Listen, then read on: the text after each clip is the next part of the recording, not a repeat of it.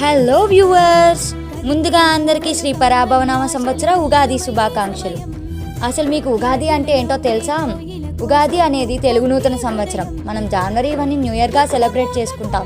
కానీ అది మన సాంప్రదాయం కాదు, అది మనకు బ్రిటిష్ వాళ్ళు ఇచ్చిన న్యూ ఇయర్. కాబట్టి మన తెలుగు నూతన సంవత్సరం ఉగాది నుంచే ప్రారంభం అవుతుంది.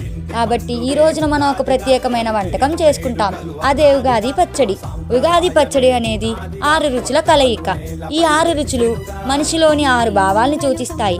ఆ 6 రుచులు ఏంటంటే తీపి, పులుపు, చేదు, కారం, ఉప్పు, వగరు. ఇందులో తీపి ఆనందాన్ని సూచిస్తుంది, పులుపు కష్టాల్ని సూచిస్తుంది, చేదు బాధని సూచిస్తుంది, కారం కోపాన్ని సూచిస్తుంది, ఉప్పు భయాన్ని సూచిస్తుంది, వగరు ఆశ్చర్యాన్ని సూచిస్తుంది. ఇలా జీవితంలో సుఖాలు, కష్టాలు, బాధలు, భయాలు అన్నీ ఉంటాయి. వాటిని సమానంగా స్వీకరించాలని ఉగాది పచ్చడి మనకు నేర్పుతుంది.